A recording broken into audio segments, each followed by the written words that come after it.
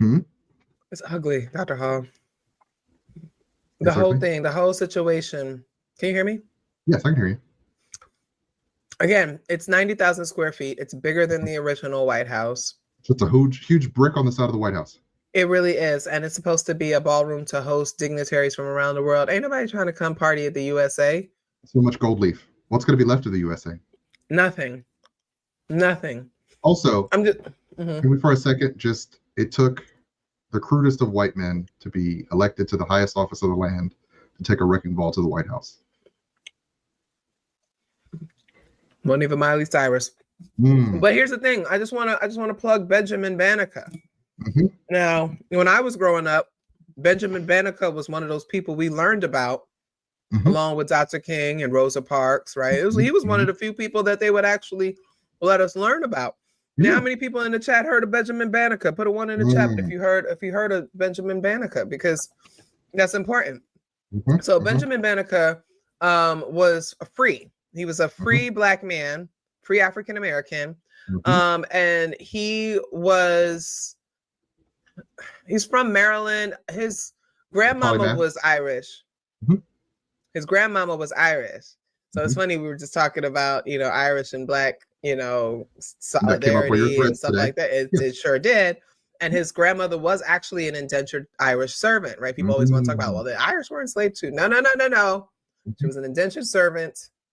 When her time was up, the time was up. But like a lot of times people will forget that there were situations of consent where free people chose to be with other people of different cultures. Okay, that is why you have groups in Appalachia, for example, that are mixes of African, indigenous, and white, right? You have whole families, Dr. Hall, that look like you, maybe with a little curlier hair, right?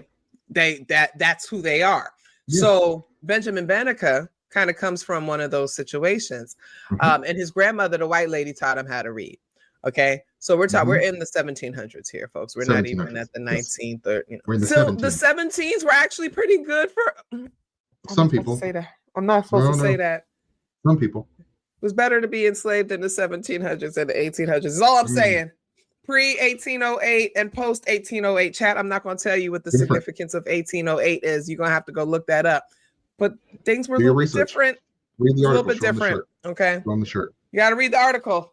You got to go. You got to research and then you got to read. Okay. But anyway, he was really, really smart.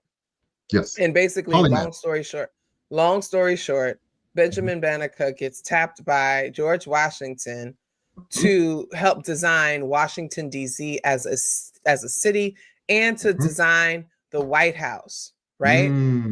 So part of this is Trump's ultra racism, guys.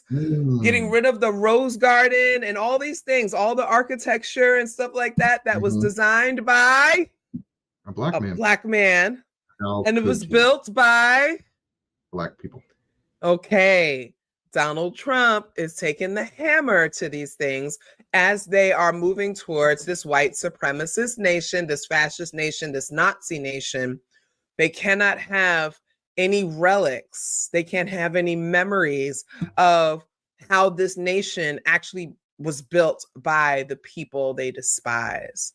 That's why they're trying to erase it from the curriculum. They're trying to get rid of my discipline, not just a few of our classes, the entire discipline. Okay.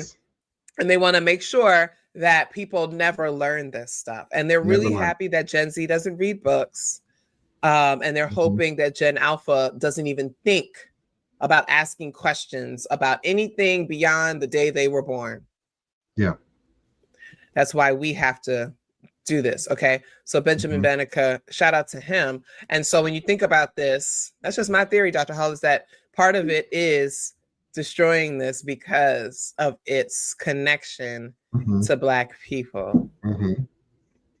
I mean, hasn't that been the nature of much of Trump's accomplishments have been wanting to co-opt and or take the achievements, the cultural achievements, the cultural success of others and warp it into his vision. So it's pretty on brand.